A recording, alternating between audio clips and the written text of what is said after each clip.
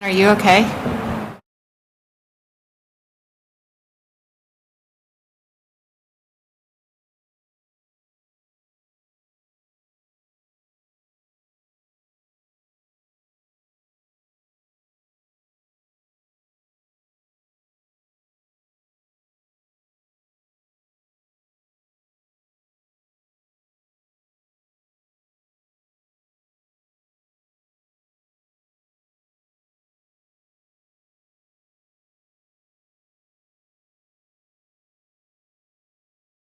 All right. I'm sure our last board member is just trying to, swim her way in here, but we have a long agenda tonight, so I'd like to get started. We do have a quorum, so I'm calling the Board of Education regular meeting to order Monday, March 16th at 7:02 p.m. Let's start with the Pledge of Allegiance.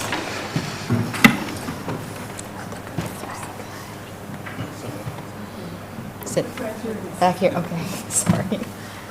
I pledge allegiance to the flag of the United States of America and to the republic for which it stands, one nation, under God, indivisible, with liberty and justice for all.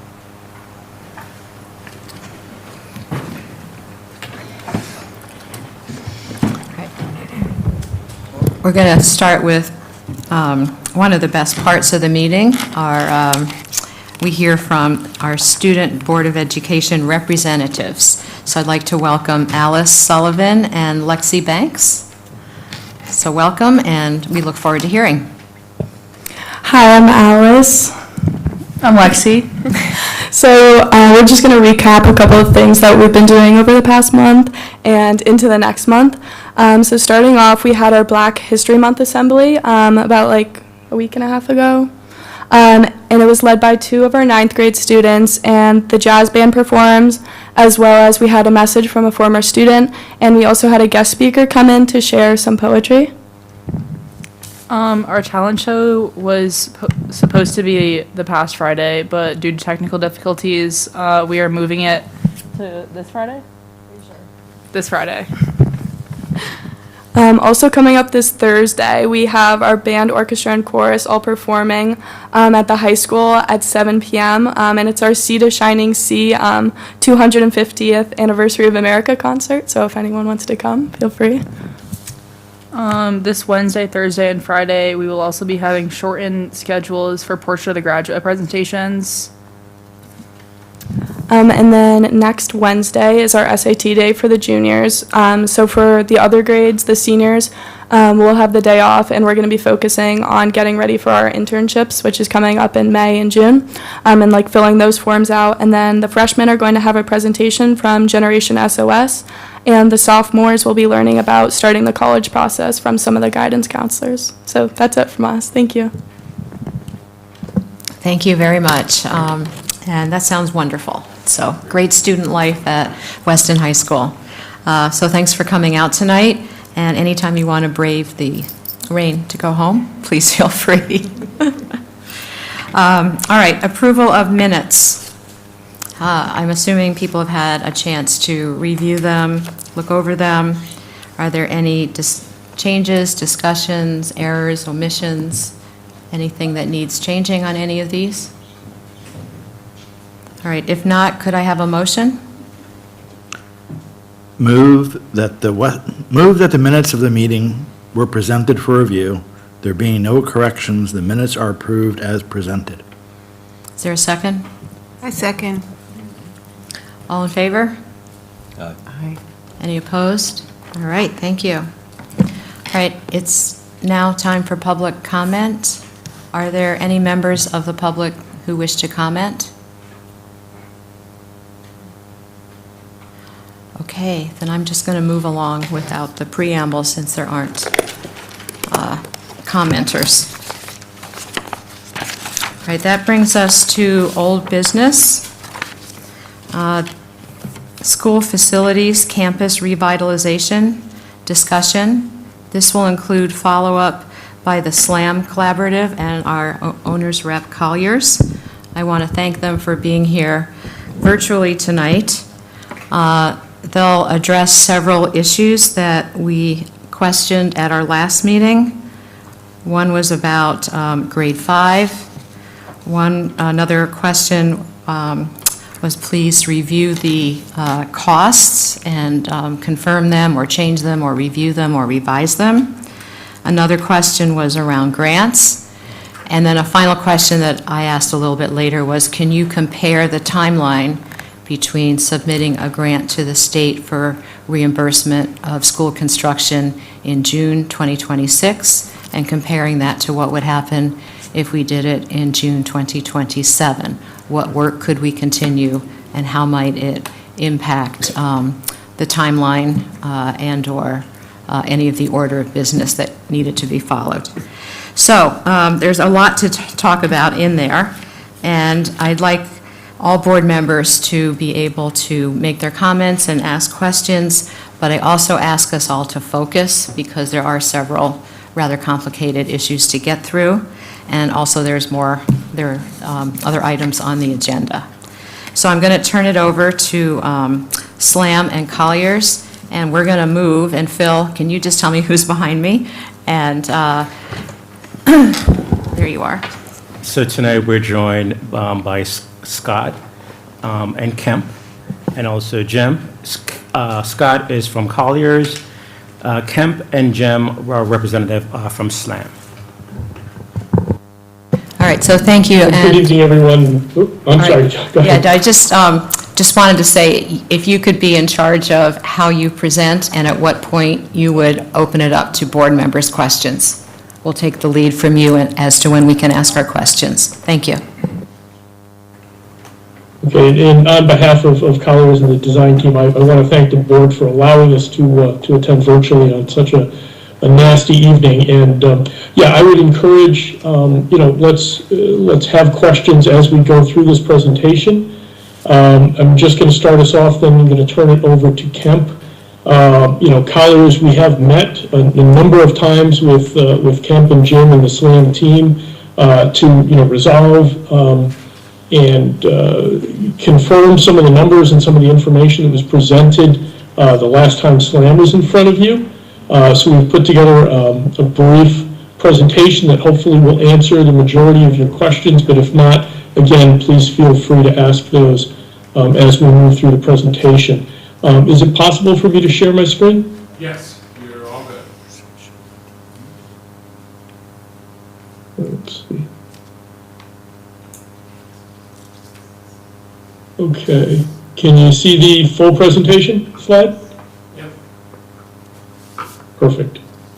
All right, with that, I'm going to let Kemp take over and just start the discussion on the budget reconciliation process that we completed with them. All right, thanks, Scott. Good evening. I think you had a couple of slides that you were going to talk about in the beginning here, Scott, or no? Well, really, just this is just a recap of what SLAM has been doing. They were tasked with looking at the building. Phase 1, as you know, has been complete. Phase 2, they're finalizing the report, but it was confirmed that the building is structurally sound. And phase 2 then was to go a deeper dive into some of the information, again, that we're going to be presenting this evening and have revised this evening, looking at costs between a renovation like new or a brand new facility. And again, just want to point out, before we get to the next slide, I'll turn it over to Kemp, that in order to qualify for renovation status, which gets you the higher reimbursement rate, you need to prove, and the architect puts this on a form and signs it to the state, that it is cheaper, less expensive to renovate than to build new. There also is a statute that you apply after the grant has been filed that can allow you, if you can prove that it is actually cheaper to build new than to renovate, to secure the higher reimbursement rate. So you request that after the grant has been submitted. The state reviews that. If they agree, then they would potentially take you from the approximately 12% to the 22%.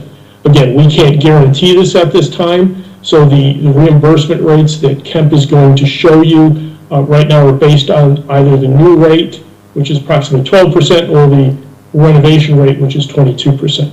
And with that, I'll turn it over to Kim. All right. Thank you. So tonight we are going to present some new numbers, and I expect you will be happy to see the new numbers. As Scott mentioned, we met several times with Colliers over the past few weeks to reconcile a budget that they had prepared relative to the one that we had prepared. And we found a few areas where we were able to sharpen our pencil a bit and hone in on the costs. So the way this is presented on the top is the chart from the February 23rd meeting, where we presented a range for renovate of 134.5 to 141 and just under a half, and cost for new from 136 to 143. On the lower portion of this slide, we are presenting the revised numbers. A couple things to note. One thing on the renovation, in the second column from the left, we are now basing the cost estimate on the 121,151 square feet, which is the renovation test fit that we produced, that Jim presented back on the 23rd of February, as opposed to carrying the 122,630 number, which you see for the new build on the next line down. And that's just acknowledging that because of the renovation of your existing building would not include stair towers, and elevators, we were able to feel confident that we didn't need to use the 122,630 number, and we could use the 121,151, which helps bring the cost down slightly. And then you'll see now that we are forecasting a renovation project of 121,700,000 to 127,900,000 or so, just under 128, which is a pretty substantial reduction from where we were back in February.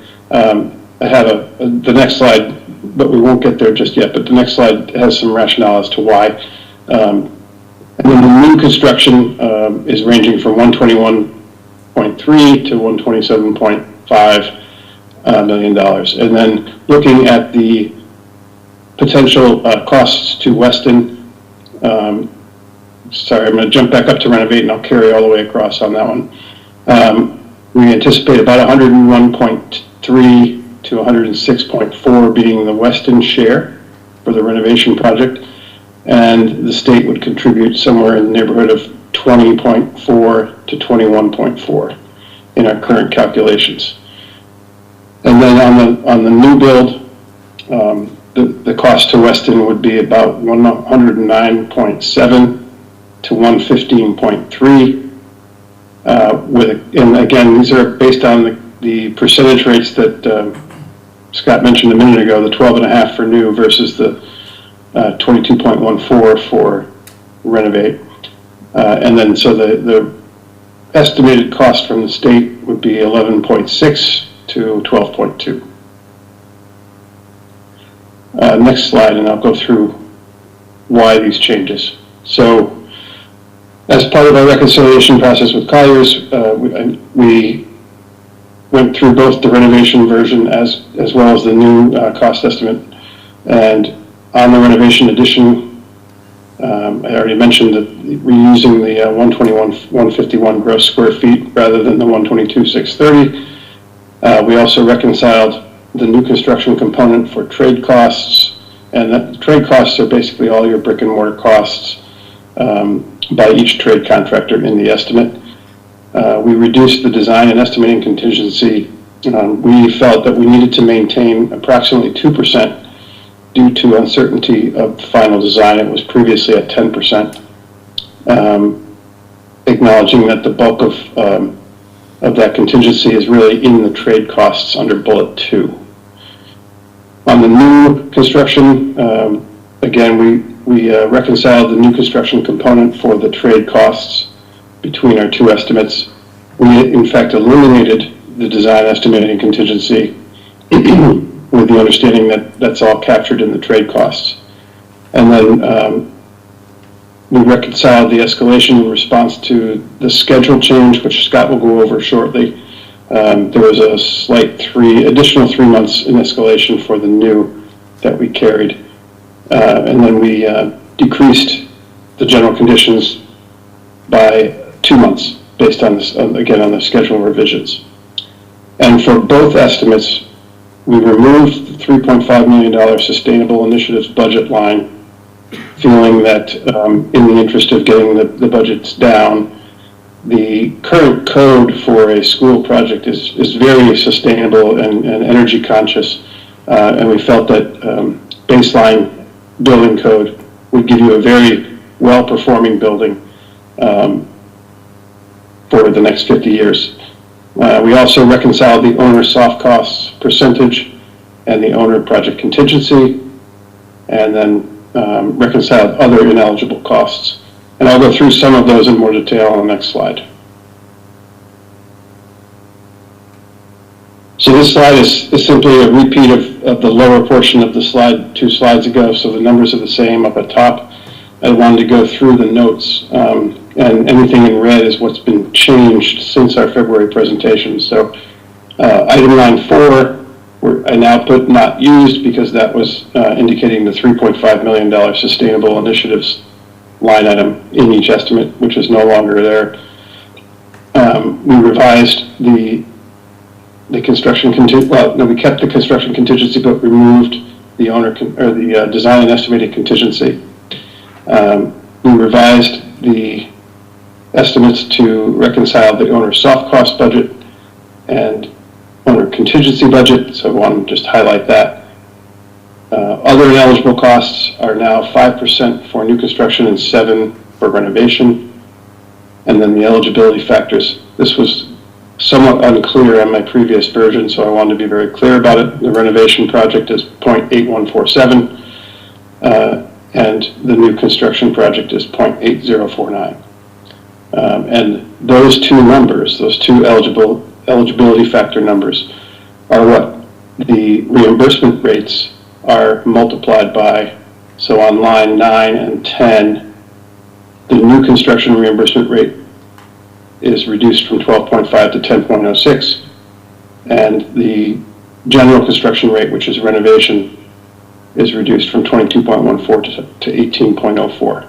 So I know it's a lot to digest, but those are the adjustments and refinements that we've made to the estimates, and we're very confident and comfortable, both firms, with the numbers that are being presented tonight. I'm going to turn it back over to Scott.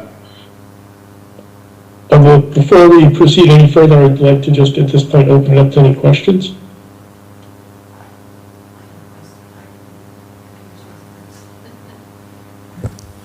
Right, so if I'm reading the math correctly, the original estimate total project cost to the revised reconciled one is about a 10% difference?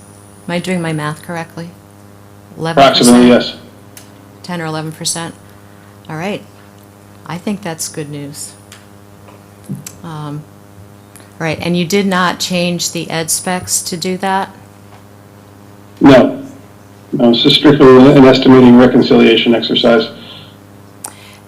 And if the board wanted to say, hey, what about geothermal? That 3.5 million in the prior estimate would have included opportunities to do that. So if we wanted to do something like that, we would need to put a portion of that $3.5 million back into the estimate or bring it down, or, you know, that just might be something the board needs to talk about, what to do about that option. Okay, those are my comments. Anyone else? Hey guys, listen, thank you for joining us tonight. Sorry. Couple things. Number one, is there anything in the assumptions, in the let's say sharpened assumptions here that would be necessarily unstandard or out of left field in terms of the numbers and how you're approaching now sharpening your pencil? So I noticed that, for example, you know, you're reducing the contingencies, but you're doing it asymmetrically, right, between the two scenarios. I believe on the reimbursement rate, if you can go back a slide, maybe. let's see here. Yeah, go forward a little more. Oh, there you go, right here. Is it this? Yeah, so the contingencies are a little bit different in terms of the reductions. The other ineligible costs, I guess, are different, right? 5% for new construction, for example, 7% for renovation.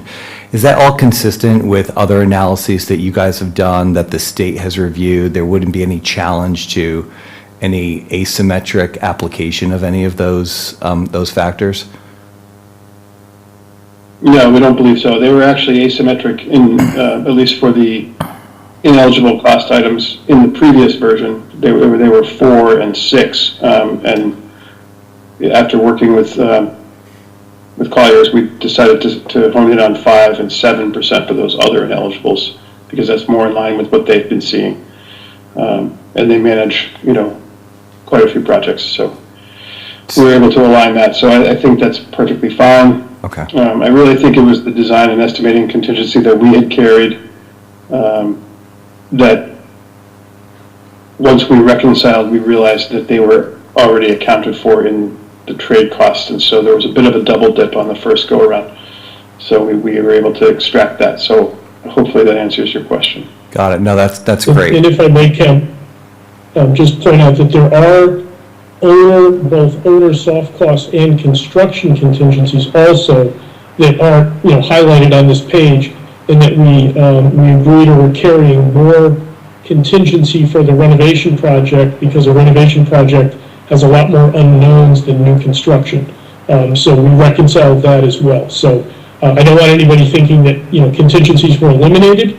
It was more what are in the trade costs versus what are in the soft costs. And there's still a healthy contingency being carried for both projects, with the renovation a little bit higher just because of the nature of fully occupied renovating, an older building, and typically you have a few more surprises in that scenario.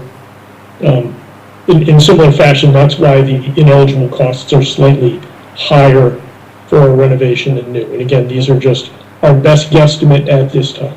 And Scott, that makes perfect sense. Scott, I wanted to double click on something you said at the beginning here that I think I caught, but I'd like to dive a little bit deeper into it, and correct me if I'm wrong, but I think you said that even though when we look at these costs now, they're essentially the same, right? But we are applying different reimbursement rates based on the higher reno or the lower new build. And I totally understand that there's no guarantee, right, in this process. I know that in the past, we've spoken about the process of, and there was, I think, one instance that you guys had mentioned where there was a renovate, there was a new build, and they got the renovate as new, the higher reimbursement rate, because the costs were the same, or I guess the new build was a little bit cheaper. In a scenario like this, can you just walk us through two things? The process by which we would engage the state in applying for that higher rate, and then secondly, what are the factors, from your mind and your experience here, what are the factors that the state would really consider here in potentially applying or considering the application of that higher rate to a new build? Yeah, so, again,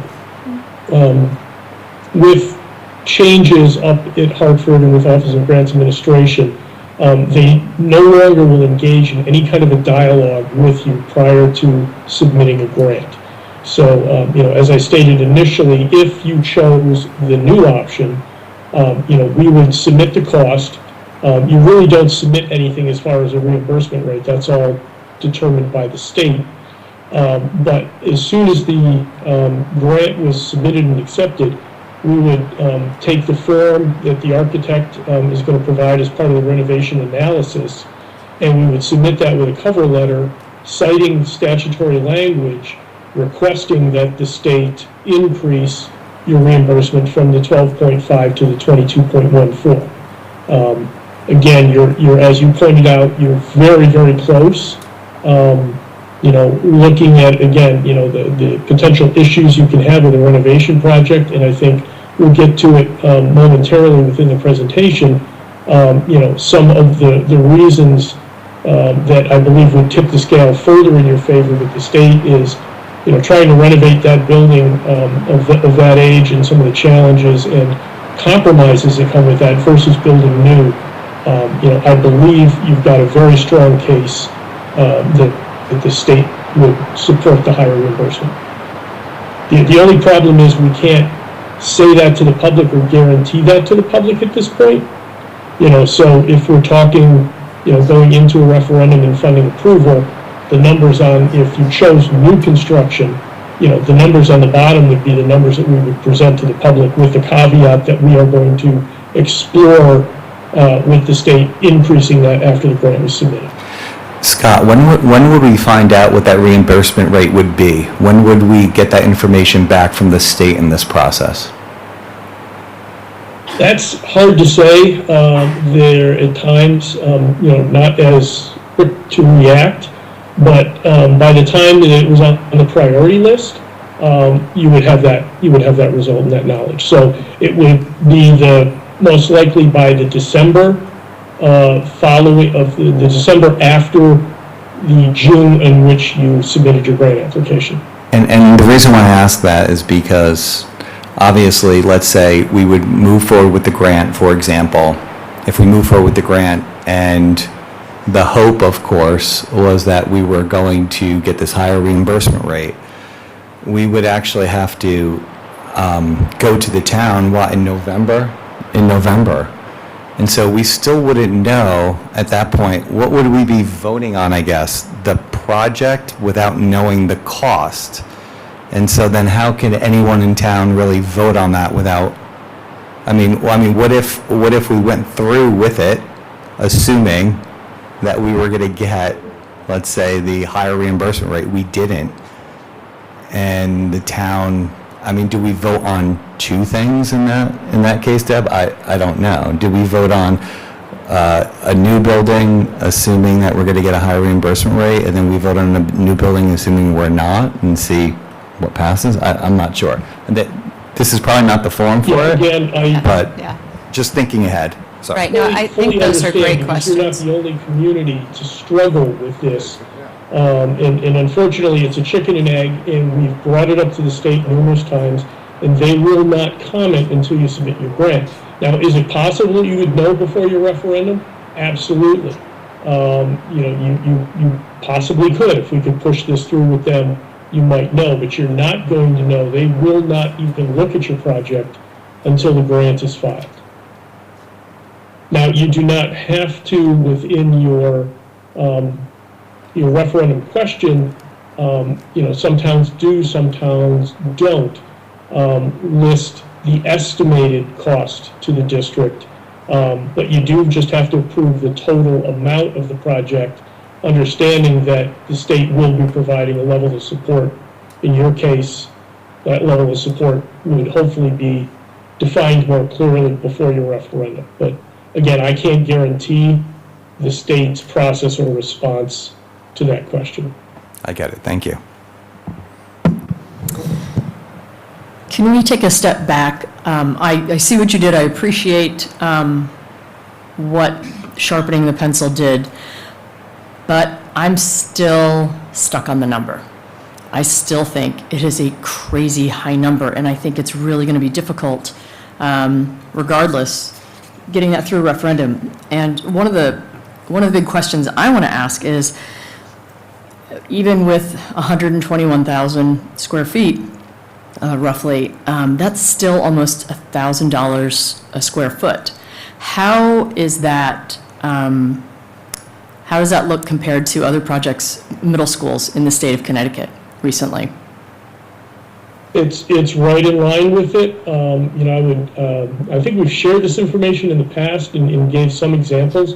But the easiest thing is if you can go onto the state priority list from previous years and look at the costs. But yes, typically costs are in the neighborhood of $900 to $1,000 a square foot. Again, these numbers represent escalations to the midpoint of construction. So again, it's not today's, but we've got to make sure that we budget for escalations. We saw some significant increases through the COVID era. We're hoping that the current world economy and some of the things that are affecting that settles down long before your job, would go out to bid. So, again, we make projections with, putting in, escalations that, we've agreed on within these numbers. But yes, the numbers that you're seeing, and it's hard to believe, I never thought in my lifetime I would be building school projects for $1,000 a square foot. But this is not a Cadillac or a Ferrari. This is a good, solid, as Kemp laid out, good, solid building that's going to follow the latest codes. It's going to be very energy efficient, either way, renovation or new. But these are the costs that we're seeing, including recent bids that we've had. And I know Kemp as well drew from his project in Greenwich, which provided a good baseline for your regional marketplace as far as school construction dollars. What was the square footage, what was the cost per square foot in Greenwich? Do you remember, Kemp? I don't have it off the top of my head, but it was, trying to think, I could probably do the math real quick, the very highest level. But the building is virtually the same program that you're looking to build. They're building a 6 through 8, 2 team per grade facility, and theirs is 130,000 square feet. Just one moment. Yeah, they had a couple of other program spaces. They had an extra music room. They built an auditorium. So I think it changed the equation a little bit, but they were in the 900 plus range per square foot out to bid. Yeah, it's about that. It's about 900 per foot, and that was bid 2 years ago. Yeah, I mean, I'm some of the comps that I've pulled together, and I'm looking at, they range. I think the most expensive one was $1,093 a square foot for Stamford. Then came Trumbull at $966, but the rest of them were primarily, in the 600s, say some 700s, and so over $1,000 it's a lot for a town that doesn't have a commercial base, and that's going to get, my guess is, a relatively small reimbursement from the state. So I'm wondering if there's anything else that we can do. Yeah, and I would just say that you do need to be, as you pointed out, cognizant of looking at more apples to apples, middle school or high schools from a cost standpoint because of the labs and some of the other things that come in a middle school, high school program versus These are all middle schools that we're looking at. Can be different, larger gymnasiums, locker rooms, a number of things which can, additionally drive up square footage costs. Yeah, without a doubt, these were all middle school projects that I was looking at. I was trying to do an apples to apples comparison. Yeah, I think you also need to keep in mind that these costs per square foot are also inclusive of all site costs, and not all sites are the same. So I think we need to be mindful of that as well. How would Weston's site differentiate or make it a more of a premium cost, just out of curiosity? You have a septic system that not all schools do. Sometimes schools are tied into municipal sewers and so forth. So, and those are the types of considerations that need to be kept in mind when you're comparing project to project. Okay, thank you.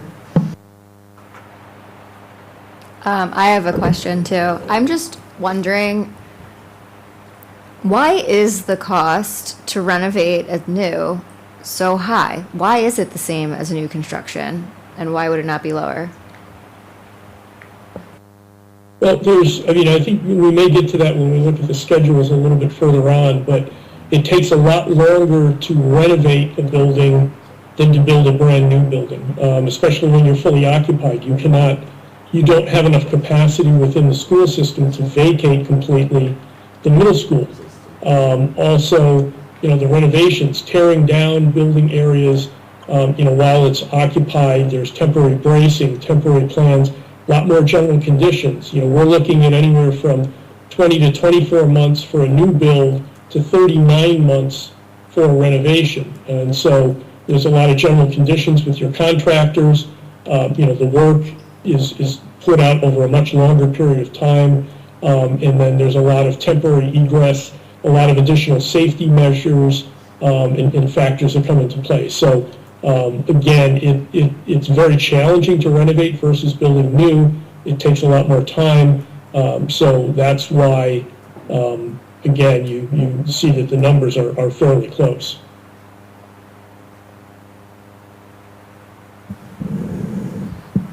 I have a process question. Is this a good time to ask about process, or is that something that we'll cover later? You can ask the question, and we can answer it now, or I'll let you know if it's going to be a little further down the line. Okay, so I just wanted to touch back on submitting the grant, getting approval with the reimbursement, and the referendum. So my understanding is we have to put some sort of number on the project for the referendum. So if we don't know the percentage of reimbursement, I'll answer that question for you. So here's Hillcrest. They did a middle school. They did their grant application June 2024. Pretty big middle school. They had a really good state senator. She got him a little better reimbursement rate a year later in June 2025. But we actually have in front of us the referendum on the ballot. And so what happens is you put the high number, and it's a risk. You don't know going in until 9 months later if it's a November referendum. Doesn't even have to be a November referendum. It could be an April referendum. But you don't know until the following year. Once you get on the priority list, this is the December 25 priority list, we know exactly what schools got what their gross is. We do not know exactly the reimbursement. We know the history of what's happening in the state of Connecticut. It's a small priority list. We even know that East Windsor is going to put their application in June and compete with us for money, unless we get our application in it's solid, because they're building a new middle school. But here's our referendum language, and it's clear. It's the high number. It would be probably 127,569, and then the nice people in the town of Trumbull will say, that's good for me or it's not good for me, and then they know. And then they'll wait, if it's good for them, till June of 2025, they got their number and it was good for them. So we know what happens, the process, as you've asked. We know that the town doesn't have perfect information. We know that it's a roll of the dice to get it to some sort of reimbursement that's edible, but we don't know that number until 7 months later. And 1, 2, 3, 4, 5, 6, 7, I have 7 schools that went through the same process. They made the call. Their Board of Selectmen and Board of Finance and Board of Education made the call by June of that year. They did the referendum. I guess by November, they could have done it any time, I guess. And then a following year later, they got the reimbursement rate. If they made it through the priority list and the state senators that represent them got them the number they want. So that answers the process list. And now we're all up to speed on the reality we face, right? You go in not knowing exactly what's going to happen. You have to suck it up. Hopefully it works out the best. And if the town says, yes, this is cool, you go to the next stage, which is getting on the priority list. Then you go to the next stage of architectural drawings, and you spend a bunch of money. And you go to the next stage of that following June. Here's your gift from the state of Connecticut. It could be a brick, 10%, or it could be a gold nugget, 20, 30, 40%, depending on what happens. And then we know the final number, and that's the number that we go out for a bond with. All right, Peter, thank you for that spirited, man on the street, very blunt, and probably accurate. Researched, thank you. But I think later on in the presentation, we do have to go down the road of figuring out the nuances between when we apply for the grant and how much we can do before and or after we apply for a grant. If we have such a large number, which we do, we're going to have to look for other sources of revenue, and it might, my guess is, it will take us into the political realm. So I think David's question, each town's politics are going to be different. Each town's state representative is different. Yeah, I get that. I think when I get the pointer later in his presentation, we'll ask a real basic question. Right. And that will determine whether we even go through the the process of applying for reimbursement. We may decide as a town not even to bother, or we may decide with full-throated to bother, but that's later in the presentation, and that's when we'll break out the pointer. All right, got it. I'm just urging us all to be calm and patient also, so thank you. I'm sorry, Deb, I've been patient for 2 years, and I've been calm for 2 years, so I think that's been run out. And I think many people in town, including phone calls I got today, said their patience at the end. So we got to move this along. All right, so let's let Colliers and Slam move along with this presentation and give us what information we don't have. Thank you. Okay, thank you very much. So briefly, again, just to go over it, I think you've seen the majority of this slides. Considerations for renovation or building new. Again, just starting on the left side, a new building can be tailored to 21st century learning. There may be some challenges or compromises in a renovation. We've talked about this. It eliminates construction impacts to students. You're building a new building, it's not occupied. It will go faster, and we'll show you that within the schedules that we've developed for both options. Typically building a new envelope now is going to be more energy efficient. The numbers do not anticipate completely opening up all exterior walls or rebuilding all exterior walls with new construction. Team teaching approach can be optimized, and the building can be designed for future additions and growth, most likely a little easier than the renovation option. Considerations in the renovation, again, we just mentioned it, the building layout may have some limitations. Working in a building and learning in a building that's under construction, typically the kids are very resilient. The kids actually typically do pretty well. It's the teachers we've found can be affected more, having to move classrooms, and the disruption to their teaching environment can be stressful. It takes longer, again, phase construction, and we'll show you that in the schedules we've developed. I've already talked about the building envelope. A big thing here specifically to your school is in certain areas, the ceiling height limitations due to your existing construction is going to really limit what you can do above ceiling. That's going to force a lot of your new mechanical systems onto the roof, which potentially could limit area for PV, photovoltaic installations that would allow you to create some energy and offset some costs. And certainly, with a renovation, there comes some unknown. You open up these walls, these structural systems, there's only so much destructive testing you can do, before a project begins. And the reason we sort of crafted this the way we did is, as you saw in the previous slides, the renovation and the new are just about identical. And in fact, right now, the team is projecting that the renovation is slightly higher. So again, that tends to push you a little bit into the new construction. If you can't prove to the state that it's cheaper to renovate, the state will not give you renovation status, meaning everything that is in, we've talked about this in the past, but everything that's a repair or a replacement, ceilings, light fixtures, plumbing, finishes, all of those things, anything that's a repair or replacement would not be paid for by the state. And so if you don't achieve renovation status, even though the state's funding is limited at 22%, that's still a lot of money that then the full cost of the project would be borne by the taxpayer.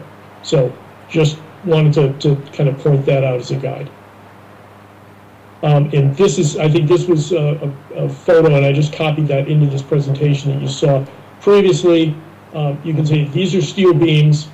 This is the underside of the roof deck, and this plane you see right here is your ceiling. In one of the areas, if people have been through the school, they know that there's actually mechanical ductwork installed below the ceiling in the hallways that even somebody of my stature can reach up and touch. So a lot of very limiting factors on what you can do that's going to force a lot of those new mechanical systems onto the roof. So one of the questions you posed to us was, what would be the cost of adding 5th grade to the middle school? So we understand right now that would be approximately 142 students to create a 5 through 8 middle school, so that would be approximately 696 students. We don't have an ed spec specifically for what that, those extra classrooms, special ed rooms, increasing the cafeteria, but we've estimated it, we've projected that to be potentially somewhere between 12 and 15,000 square feet. And again, using the numbers that we just talked about, again, as sort of a guide rule of thumb, your estimated additional cost on top of the numbers that Kemp just presented would be an additional $12 to $15 million. Now, the added students does help you with that eligibility factor that Kemp pointed out. So it would improve the multiplier. It gets better that you multiply your reimbursement rates by. But even with that, the building would be oversized, and your net cost to the district would be somewhere in the neighborhood of 9 to 12 million. Again, this is very high level.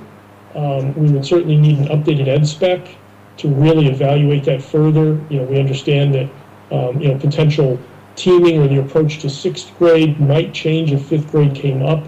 Again, not being an educator to that level, I don't know what those changes might be. But again, just to give you an order of magnitude, you're looking at somewhere between $9 to $12 million. Okay, and so as a kind of a follow-up to that then, there's been some questions when we were asked to look at, can WIS be renovated to house grades pre-K through 4? So I went back to the studies that were performed both by Silver Petroselli and Tecton. A pre-K through 4 school, I looked at your enrollment projections in 2034, 2035, 8 years out from a potential grant application. You'd be looking at a school in the neighborhood.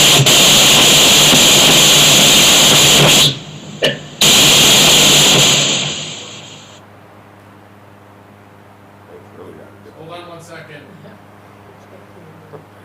That one got squelched out, that one.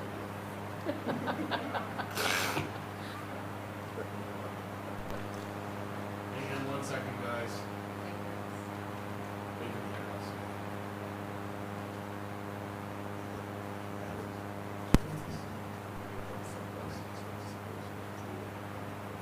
Hold on, guys.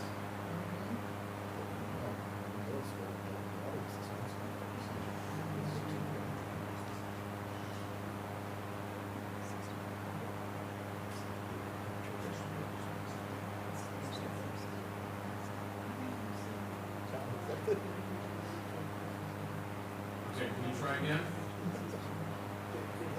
Yep, I'm just going to bring the microphone over here. 1 second.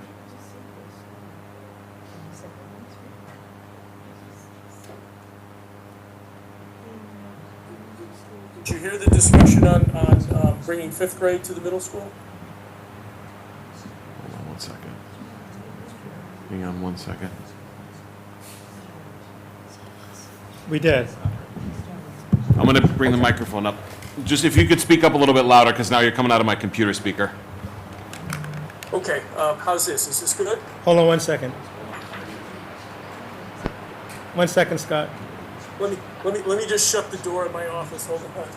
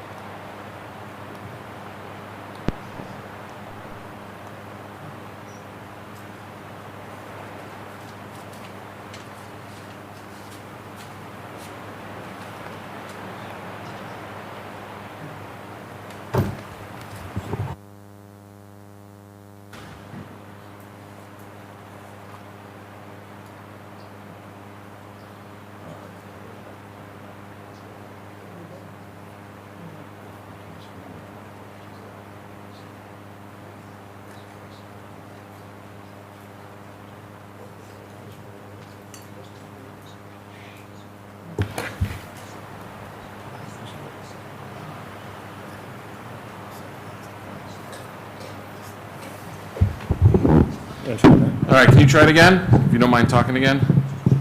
Okay, can you hear me? I don't know if I go back over there, it may freak out. Can you guys hear okay or no? Can you hear me? We can hear you. Yes, we can hear you. Okay, can you guys hear okay? I'm sorry. Yes. Okay. All right, try again. All right, hang on one second. I'm gonna try again, guys, sorry.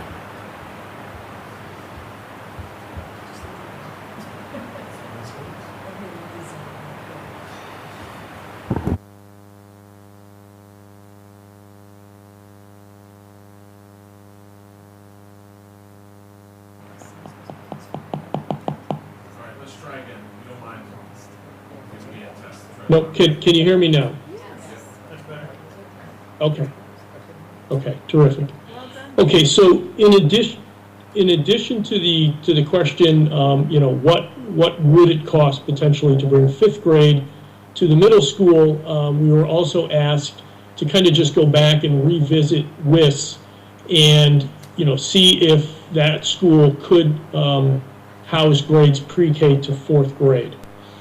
So we looked at your enrollment projections 8 years out from the anticipated grant application, and for that time period, we're seeing that it would be a school of approximately 879 students. So I went back and I reviewed the previous studies performed by Silver Petroselli and by Tecton Architects. The 2018 study by Silver Petroselli for the WIS pre-K to 4 concept was their scenario 2, option B. There was quite a number of options were studied at that time. You know, the building would require a classroom addition. They determined that the concepts displaced the play areas and current parking. At that time, there were comments made that it was believed that the elementary school would be large, too large for effective teaching, and again, not being there in 2018, I understand that there was a lot of spirited discussions, but at that time, within the notes and in their presentation, that option was deemed not viable. In 2022, with Tecton, the same concept was revisited, reconsidered. It was their option 5. Again, they confirmed that yes, it was going to need a classroom addition, that would displace the play areas and parking. The building addition and additional parking would be constrained by the wetland boundaries, and I've got a slide that shows that in a little bit more detail. And that again, at the end of that presentation, again, with those discussions, it was not a recommended option for final consideration in their presentation to the community.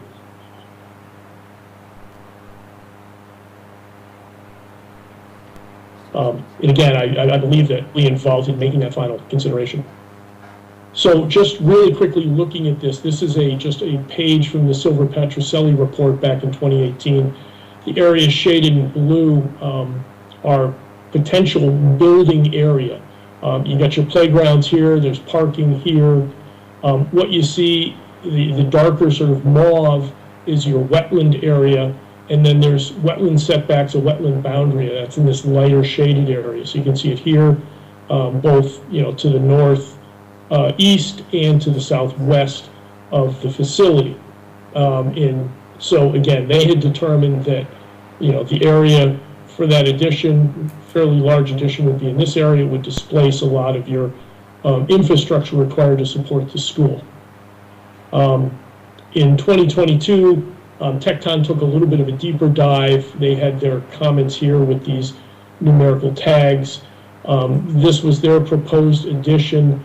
If you recall in the previous, and again, I think it's well defined by this tree line boundary. This is where the wetland line is, so I think they say that it does get into the wetlands. I think that's bullet 4, that it's encroachment on existing established buffer. That would have to be determined, as well as this blue line here. They had proposed to put additional parking to support the larger facility because some of the parking was being displaced in play area here. But again, you can see that the wetland boundary here. So again, I think it was determined by 2 architects and through those discussions and presentations that, trying to get WIS to be a pre-K4 facility would be quite challenging. So next steps. So determining schedule, 2026 or 27 grant application, and timing for funding approval. So I've actually got 3 options here.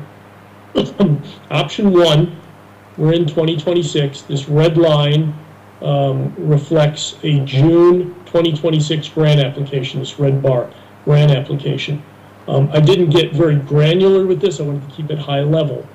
But this blue arrow is kind of the critical thing to watch here. This is final budgeting, due diligence on the site, building public support and consensus, and doing all that prior to June 30th to file a grant application. So the key with a grant application is, even though we believe that trying to get funding approval, a referendum before that date, would be beyond challenging, but to file a grant application, the Board of Selectmen in the town need to set a referendum. They would have to say, we are intending on having a referendum for this project on this date. And right now, this schedule reflects that as November, tying that in with Election Day, November 3rd, 2026. So we could get the paperwork, we could get the budgets and everything together, limited time for further discussion and potential public support, and then the town would need to commit to a referendum for a specific project to file the grant. And I'll go a little bit further in a few more slides of what we need for this grant application. So again, this anticipates that we file the grant, the town sets a referendum. The question that we've posed now to the town is, there's typically a blackout period once a referendum is set, that you can't promote the project. And so I know the town is exploring from a legal standpoint, what that may be. Worst case scenario is, as soon as that referendum's set, you can't promote the project anymore. This blue line to garner public support and everything ends right at June 30th. Following the schedule through, in this schedule, a referendum in November. Assuming that referendum is successful, you would go out and do an RFP for your architect, engineers, and construction manager. We anticipate design starting just into the new year of 2027, and design would commence approximately 16 months for a facility of this size. This green line now is your grant commitment. When the state would vote a year after you put your grant application in, you get your funding. Now you can start asking the state for reimbursement on what you've spent to date. You can't request anything that you spend prior to this star, prior to your referendum, prior to your funding approval, the state will not reimburse you on. But once you have your funding approval, whether you filed your grant or not, everything from this point, the state, once your grant is accepted, the state will reimburse you for. So that's a very key point here. So again, we anticipate 16 months of design, 3 months of bidding. We're looking at right now an estimated approximately 20 months of construction for a new construction. Then through the summer, approaching the fall of 2030, FF&E, which is furniture, fixtures, and equipment, fitting the building out with all the loose things, all the furniture, all the other requirements, moving from the old facility to the new, what you need to get that school ready for occupancy. Closeout would be final punch list, commissioning, making sure the mechanical systems were functioning properly. But again, this would anticipate occupancy starting for the fall of 2030. As soon as school was out, you would start demolition of the existing school and then restoration of the site. If the renovation option was chosen and renovation status approved by the state, again, we're looking at approximately a 39-month because of the construction phasing, moving kids around, temporary classrooms. Right now, we would anticipate that project completion sometime going into the new year of 2032. So again, this is June 2026 grant application, and pay close attention to this timeline. So I'll go to what I'm calling option 2. Option 2, from your referendum on, referendum is still in November, November 3rd of 2026. If you pass your funding, the town approves funding approval, you can hire your architect, your construction manager, start the design process. But what that does is, if you look at that blue arrow now at the top, your budgeting, your site due diligence, getting public support and consensus for a project, much longer period, up until we anticipate till September, approximately 2 months prior to a referendum, that you can promote the project all the way up to September, gives you a little bit more time. With the successful referendum, again, in November 3rd, you start your design process. Now, you don't have to file the grant at June. This would be the latest you'd want to file it, but for June, this is when the state would accept them, June of 2027. But you could file it earlier on if you wanted to.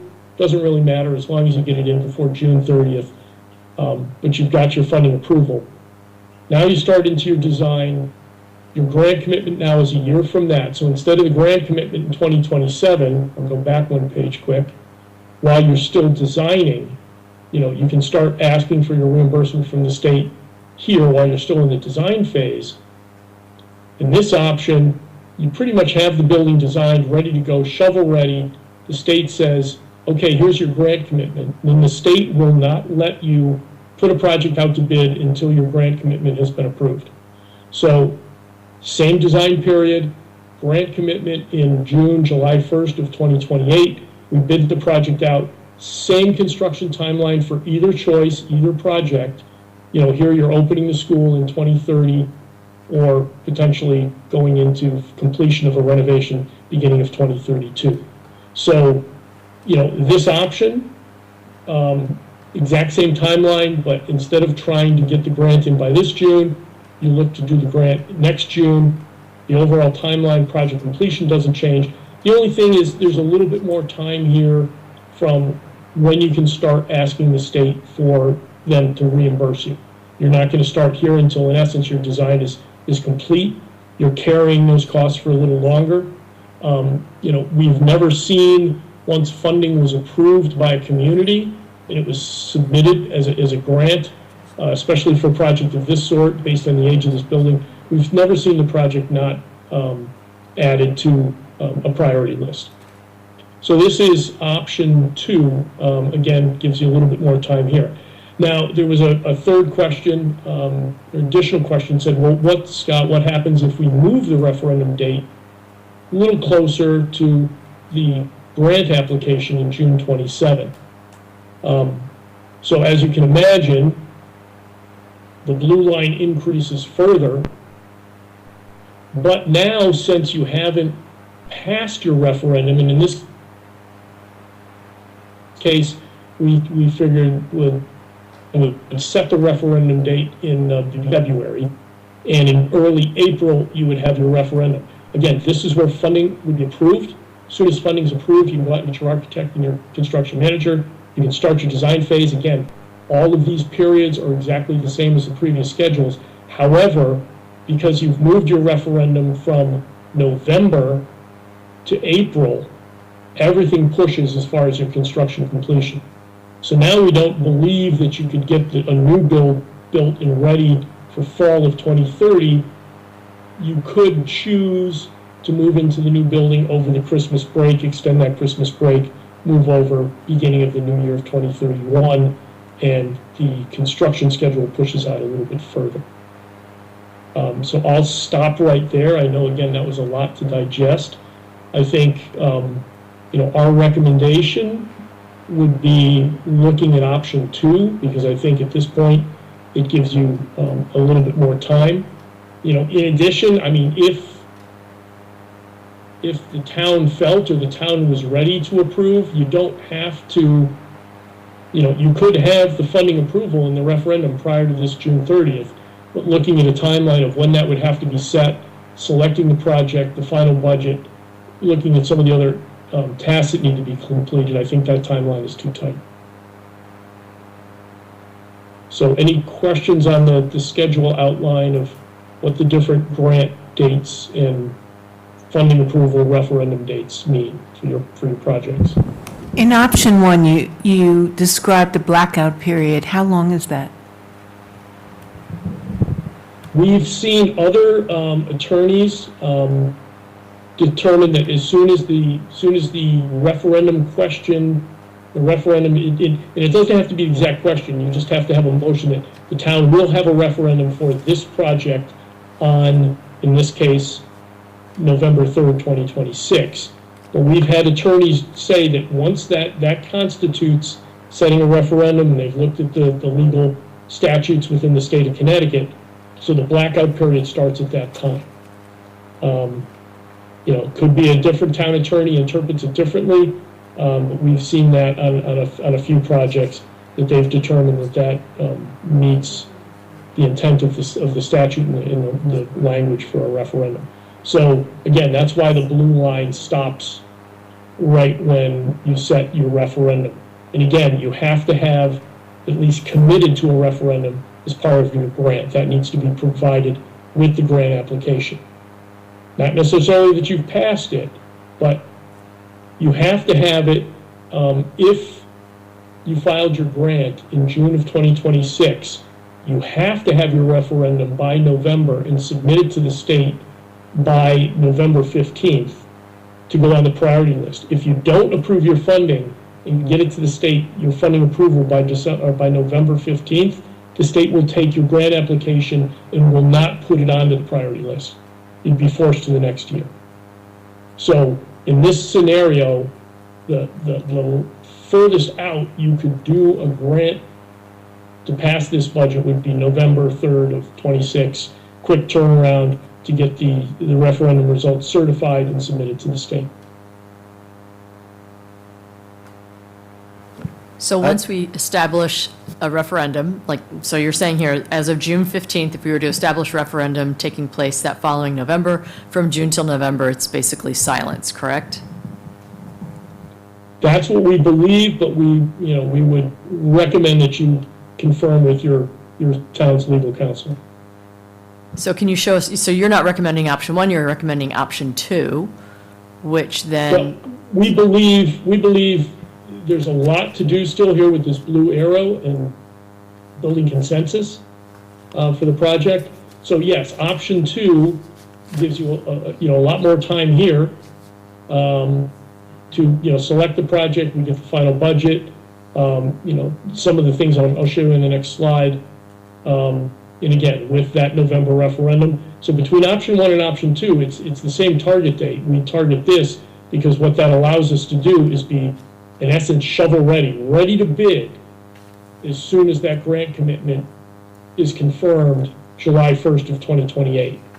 So whether Can I just ask? Grant in here, or you put your grant in here, as long as you hit that November referendum date, this schedule gets, again, a new school open by the fall of 2030. And when does the blackout period for option two? Yeah, that would, again, depending on your legal counsel's interpretation of the state statutes, 2 months. So again, we need to know to firm up what your process is. A lot of communities, it's 2 months to set a referendum date to the referendum itself. Could be different if this could be done on October instead of September, then we would just normally see that blackout period between these two dates. So in this case, potentially it would be 2 months. Again, if your process can move quicker, if you're allowed to set it and have closer to the referendum date, that blackout period would be minimized further. Okay, so what you're saying is in option two, we still aim for November, but we have more flexibility in declaring it November. We can do that later than if we had applied in June. Okay. But the one thing that option two does that option one doesn't do is option two gives us an exposure to the design fees that if we don't if the referendum doesn't pass, we've got about 4 to 6 months, my eyes aren't good enough to see, of design time. No, if the referendum is here, you don't start an AE and you don't start design until the referendum passes in both cases. Correct. So No, okay, if the referendum Can't passes, start asking the state for money back until the green line here. So that green line moves from somewhere at the end of schematic design in the first option, because you're putting your grant in a year later, but you've passed your funding. So again, you've passed your funding, hire your architect, get your CM on board, start design. At this point, in option one, you can start requesting the state for funding. On this one, you're just carrying it a little longer, and it aligns with the end of your design phase. I have that process question I started earlier. So back to the process. So a couple questions. So I feel like to some extent, well, I mean, clearly we have we have to make sure it's educationally advantageous, but I feel like to some extent, we also have to make sure it's financially viable for the town. So with the referendum, we would be going to referendum with option 2 in November of '26, putting the grant application in June 2027. The referendum would roughly be asking the town to approve $115 million.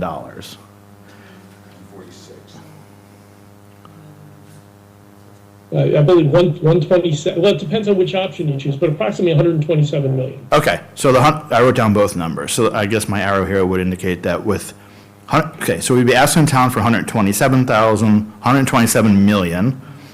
We would, at that point, best case scenario, we would get a reimbursement equal to new, which would bring the cost to 115 million. Right, that's essentially the known at the time of the referendum, roughly, is that right? Yeah, and again, it's an estimated reimbursement because, there are change orders that will be determined eligible, ineligible. So again, that's why we assumed a 5 and a 7% of ineligible costs. You may do better on your ineligible costs, where then the state would provide more reimbursement. Again, we're kind of asked to do a high-level estimate, so those are some of the parameters we use. Certainly I would be hopeful that you could do better, but I can't promise that. Right, but we're going What we've given you is a very realistic scenario. Right, so, but it is, as far, other than a 2 or 3% difference, on the referendum, essentially, we're asking the town to approve, round number purposes, $127 million with the expectation that we'll be reimbursed as build new at 12.5%. Those are the knowns heading into the referendum, right? Correct. Or the asks, okay. And that we would then be, again, depending on the option, but again, just for making an assumption that you're assuming a new project, and with the information that the architectural team would provide, we would provide that to the state and say, in fact, it was, a dead heat or just slightly cheaper to build new, based on the statute, please provide, the project a higher reimbursement rate of 22.14%. Right, okay. But they won't consider that till the grant's filed. Okay, so then, next in the process, so the referendum passes, because there's no reason to talk about what happens next if it fails. So the referendum passes at 127 million or 115 million out of pocket. We then lobby for higher reimbursement. At what point are we, as a town, obligated to move forward with the project? So in other words, Easy to move. yeah. So I guess, So I think if, okay. sorry, go ahead. Well, okay, the question, just to make sure I'm clear, is, so if we are going to lobby for a higher reimbursement and we don't get it, and part of the question was, do we have any numbers, maybe Peter brought some articles with him, where a town approved at, let's say, 12%, and yet the state came back later and gave them 20 or 25%?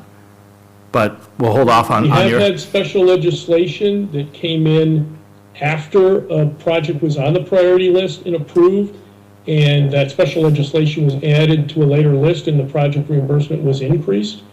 So there's always opportunities to have a dialogue with your representatives at the state level, and to do something and have that language included in a bill, then that modifies the priority list in your reimbursement percentage. Okay, so let's say worst case scenario, the best case, referendum's approved, reimbursement, 115 million is the out-of-pocket. We lobby for higher reimbursement, we don't get it.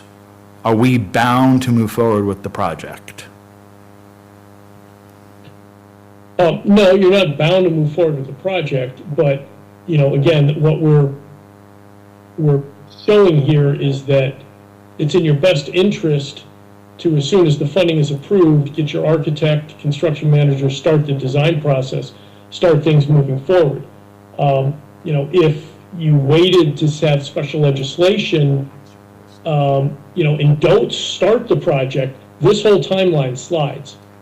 And then you're looking at, somewhere between, 3.5% to 4.5% escalations on, $120 million, $127 million project. So you're looking at about $5 or $6 million in escalations, which right now on our estimates pays the entire architect's fee. Okay. For example. All right, and then my last question, and I'll probably come back to more later. So I agree that what you're saying is we got to start someplace, right? So let's say that we're serious, we want to move forward, it passes the referendum, we start the design, we hire the architect to move things forward. At what point, how much cost would you estimate we are going to potentially take on before we actually get a firm commitment from the state? Do you have any rough idea of what that expense might be? Because I think what you're saying is if we pull the plug at some point because it's not financially feasible any further because we didn't get additional funding, we would be out that cost. So do you have any idea of? No. I would not want to throw a number on the table, just tonight, but I could calculate, potentially what that cost could be, depending on the scenario you choose, because again, the soft cost fees, design, construction, oversight are different from new construction to renovation construction. But yes, we could, because typically, we look at doing a cash flow once a project becomes a reality, but I could get a high level order of magnitude of what your risk would be getting up to the green line. But again, I think it's dangerous promising higher reimbursement to the public trying to get a referendum to pass, or how you put that in the language. Okay, I think in the interest of time, we should move forward because this is complicated. It's new news to us tonight. There's lots of different questions that I'm sure are going to continue to arise. So what I would recommend is that we write a whole bunch of what-ifs about the timing down and let Phil sort through them and condense them, and then we can forward them to Colliers. Let me just answer David's question. We have one last slide. Okay, no, I don't want you to stop. My quick takeaway is that it might provide some flexibility if we held the grant application till 2027. If you're going to play by what I'm going to call the existing bureaucratic expectations from the state, it's a little bit more to our advantage, perhaps, to be flexible about when we apply for the grant. It isn't going to change the state's mind about anything. If we wanted to apply political pressure, it might be advantageous for us to go down the option 3 route. You get closer to knowing if there's going to be a law proposed in the state legislature that says Weston's going to be eligible for more. So we might be able to tell the public more at that point. We might have more political information at that point.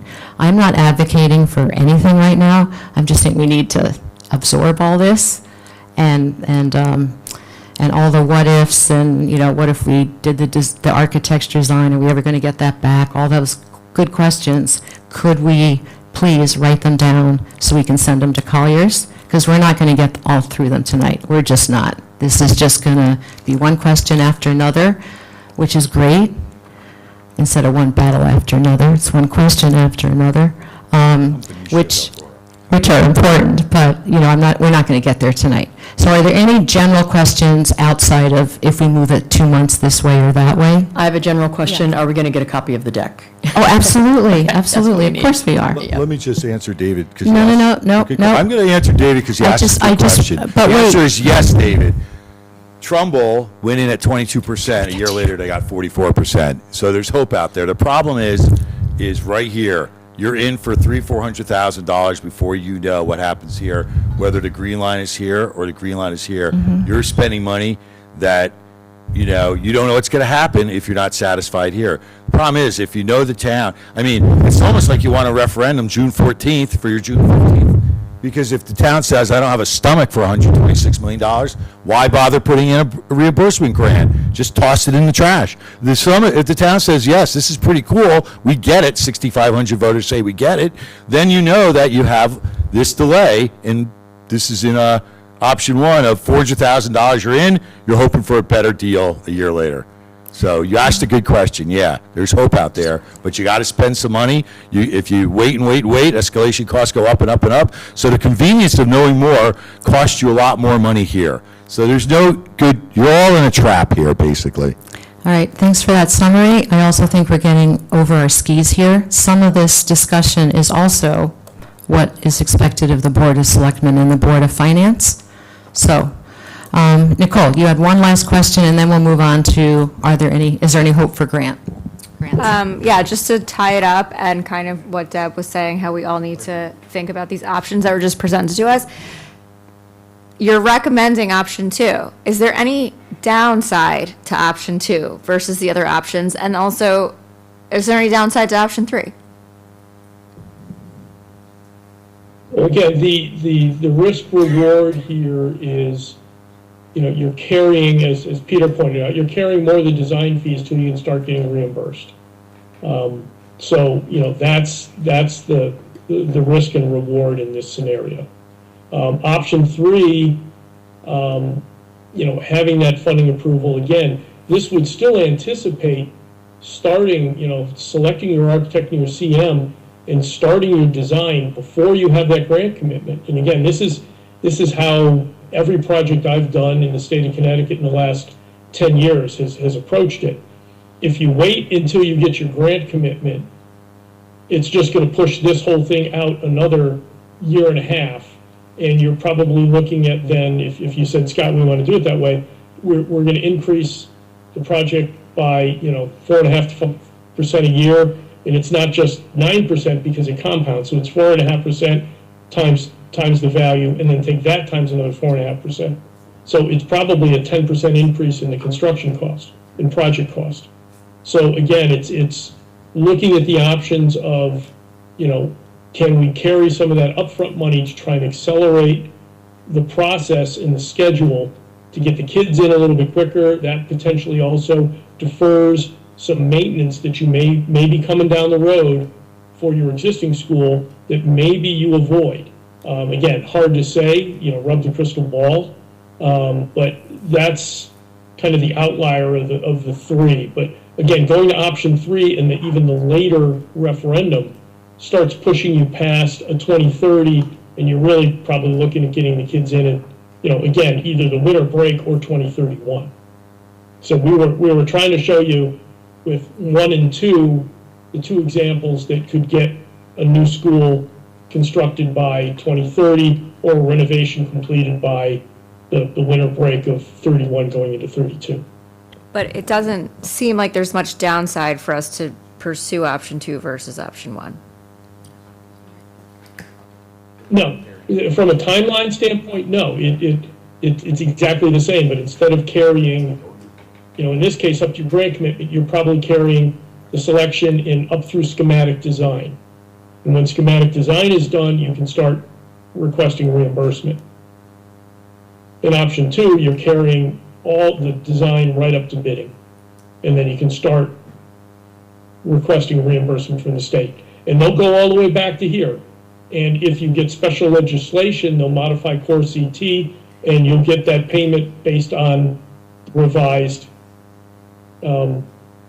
reimbursement rate. And we have seen changes in project reimbursement after the project was even under construction, and we've seen the state then, when they agreed to that, provided a makeup payment to get you right with what it is now and what it could have been in the beginning.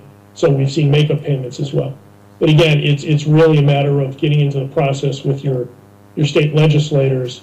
Certainly with option 2, you've got, going into the grant application at least, you've got next year's legislative session. I mean, right now it's a short session, you're just about finished. But if you start working this in the blue line, working with your legislators, you can certainly get something into the system, through the 2027. So by this filing of the grant application, you may have a very good idea that your reimbursement rate has been modified. And at that point, you're only in to schematic design. So there's your risk. Okay, thank you. Let's move on to your last question, or last issue that we brought up. Are there grants out there?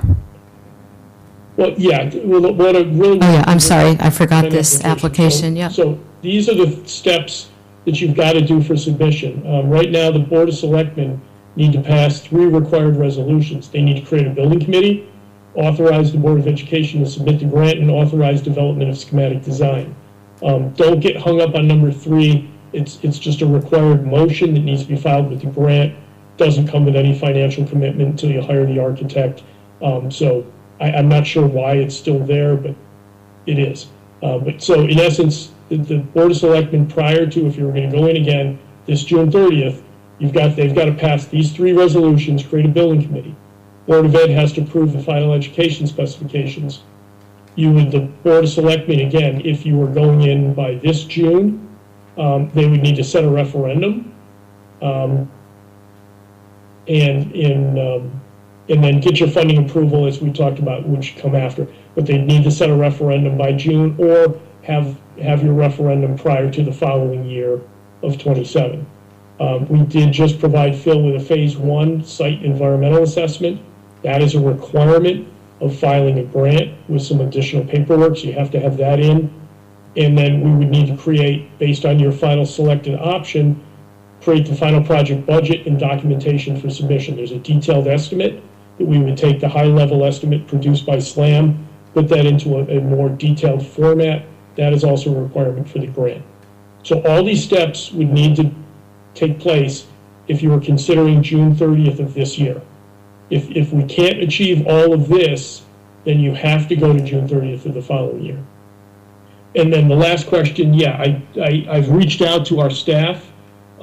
We do have a grant writer that I've reached out to, waiting to hear back from the grant writer on what may or may not be available.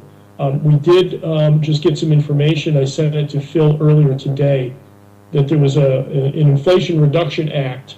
Sent the link to that act and to that process. A number of different avenues, but one is heightened environmental performance and efficiency, energy considerations. So there is a grant. You don't get the grant up front, unfortunately. It's a grant that gets evaluated and approved after your project is complete, and you submit paperwork saying, our project has achieved X amount of building efficiency. The project that we're utilizing this in right now, in a project in Massachusetts, is incorporating geothermal. They're anticipating somewhere between a $2.5 to $3 million grant or credit once the project is complete and once the project has been operating long enough to establish that it has met the criteria for that enhanced energy consideration. So that's the only grant we've been able to find right now, which doesn't help you up front, certainly helps you in the past. And we understand right now that grant, things can change with the government, but that grant right now, our understanding is, should be active through 2032. And, so with that, that's all I have to report this evening. I am waiting to hear back from our grant writer to see if there's any other grants available, any other options. But as of this date, that's the only one that we're aware of. Okay, thank you. Are there any other general questions tonight? I mean, it's a lot to take in. We will get, I know that presentation, I email it to Phil, email it to Jody. We'll get it out to board members. We'll post it on our website. So thank you. Yeah, I'll email it to Phil, right after this meeting. Okay. So are there any remaining questions tonight for Colliers or SLAM? No, great job, guys. All right, thank you very much, and we will be talking to you very soon. So we just need time, well, a lot of time to process this, so thank you. Thank you. Thank you. Thanks. Good night.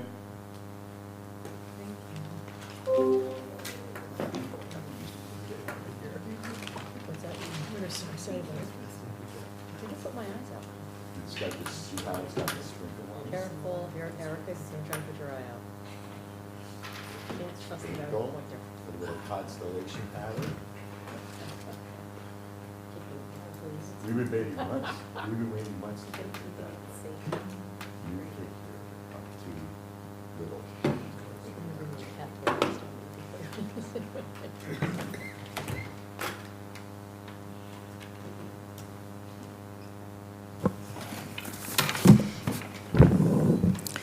Okay, are there any other comments tonight on this project? We are going to schedule a meeting for March 23rd. That is to, based on the recommendation, well, no, I think it's supported by the Communications Committee, that we wanted to provide the public some time for their input. So that would involve a meeting next week of the Board of Education where we listen to public comment, and then after which we can continue our conversation, and we will, if we have the chance, maybe following up with some of the public's comments or not. We'll just have to sort of take that, play that by ear. When we do open it up for public comment, it needs to be, according to our legal counsel, the same as any other public comment session during a Board of Ed meeting.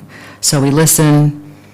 If there's an easy question that Phil can answer in 2 seconds, he'll do that. Otherwise, we'll make note of the questions and try to get the answers out to the public. And then during our follow-up questions, or follow-up discussion as a board, we may or may not end up addressing what an audience member may have brought up. Does that make sense? Oh, Peter, all right, we're on the same page. Okay, And may I add that the Communications Committee is doing an excellent job. I think so. Well welcomed. Really good stuff. Yep, good. Okay, so we will get the information that was talked about by SLAM tonight, and you can, Michael has got like his spreadsheet with all his questions. I know it, this is great. So that's the kind of thing we need.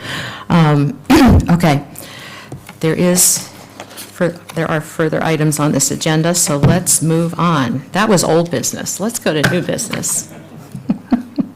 All right. There's a consent agenda.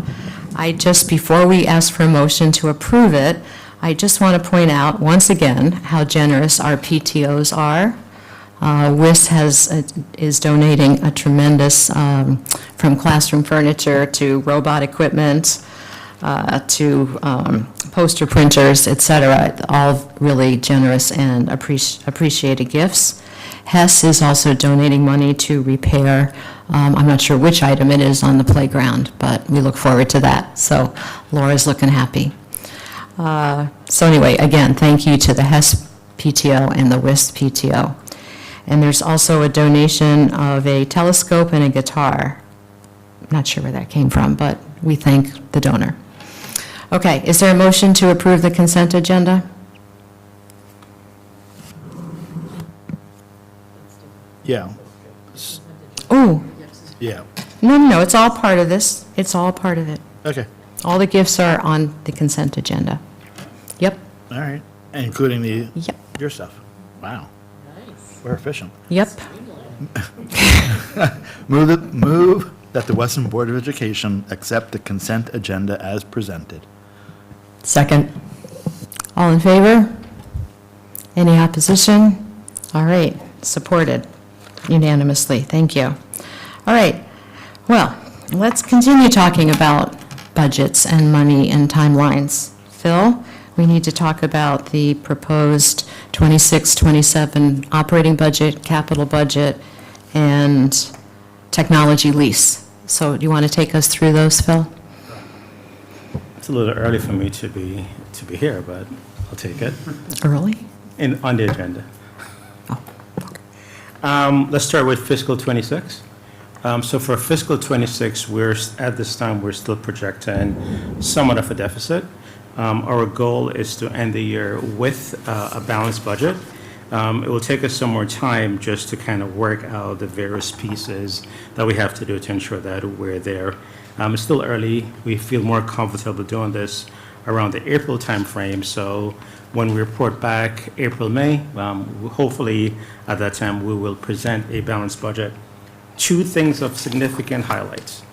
The first one has to do with the annex and the recent repair to the replacement of the sewer line there. The overall cost for that project came in at close to $60,000. That is included in our current as a placeholder there. Other significant item has to do with some issues that we're having at the Xenon plant. One of the membrane, which is one of those main critical parts that pretty much filters out everything, has failed. The cost to replace that unit is going to be approximately $65,000. In addition to that, there is $10,000 that I've sort of kind of approved just so we can do an evaluation to see if there's any cause of that failure. In addition to that, the lead time for that replacement is 6 to 8 weeks. So because of that significant lead time, we will have to continue to haul away excess. So there's going to be an additional cost associated with the hauling costs, the hauling charges. So we anticipate that close to $100,000 for those repairs at the Xenon plant. So again, not overall, this is the year of significant repairs. We hope to have a balanced budget for fiscal 26.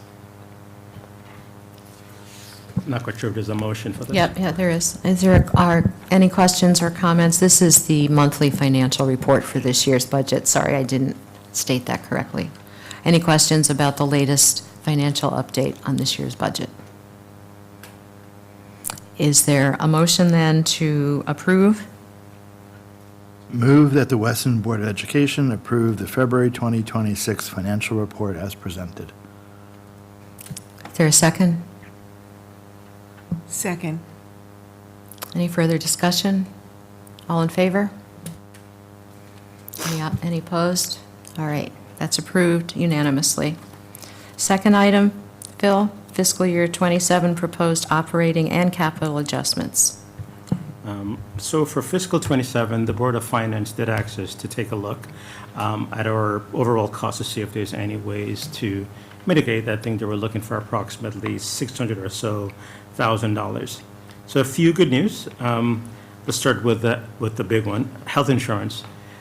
We've learned that the renewal rate for fiscal 27 will be 12.5% and not at 15%. With that, we are going to reduce the fiscal 27 budget by approximately $209,000. In addition to that, the employer contribution rate for the retirement plan is coming in, will be 16.82%. We had assumed a 17.2%, another reduction of $36,000. We are also recommending a reduction of $25,000 for salaries for two line items, for bus aides and for homeborn tutors. This is continuing to where we are for this year. We had discussions earlier in the year that we're seeing less need for those two areas. We're also recommending a reduction of $40,000 for combined equipment, professional services, and supplies. Another big one here is that we are recommending that we take from the non-lapsing account $208,000. The current balance in the non-lapsing account is $211,000. The items that we're recommending funding from the non-lapsing account is the early retirement. This is the first of 3 payments at approximately $89,000. There's some requests for musical instrument that we're also recommending from the non-lapsing account, some textbooks and supplies. One of the main reasons why we're recommending this move is that to reduce the compounded growth, thank you, Michael, for future years. So we do not, these items significantly are non-recurring items, and we do not want to pretty much add these so that it will compound the growth unnecessarily. Further to add, I know there was concern in our meeting about whether or not, if we should draw down the $208,000, that we will completely draw down the balance that we have in a non-lapsing account, knowing that it was quite difficult to get funded by the Board of Finance. What we did discuss that was that for fiscal 25, we do have some unliquidated encumbrances that we anticipate we will make a request for the Board of Finance to add those funds that were not spent to the non-lapsing account. So at minimum, we're looking at increasing the non-lapsing account by $100,000. Pause here before I move on to capital. I have a quick question about the non-lapsing. I think that this is a perfect example, I think a couple of years ago, why we voted for the non-lapsing account. This was money that the taxpayer was taxed on for schools, and now, rather than returning it to the town, we're reinvesting it into the schools. So I think it's a really good example of doing our fiduciary responsibility to the town. Thanks, Phil. You're welcome. So that's one of the things that we also discuss. So just to demonstrate to the Board of Finance and also to the town that we're exercising that responsibility. I had a question. A few minutes ago, when you did your monthly financials, we're incurring expenses for the Xenon plan. Where's that funding coming from? For right now, that money's coming from our operating budget. We do have some money set aside for that. Because we have money, if we should end the year in a deficit, we would need to go back to the town for a special appropriation. However, because we're sort of kind of right now, more than likely confident to be balanced, we will not be requesting a special appropriation. So in summary, you think we'll be $100,000 and potentially in deficit by the end of the year unless we spend $100,000 on the Xenon plan, and that eats it up. That's good, right? That's why you have $208,000 left in the non-lapsing account. You're not using any of that for this current emergency.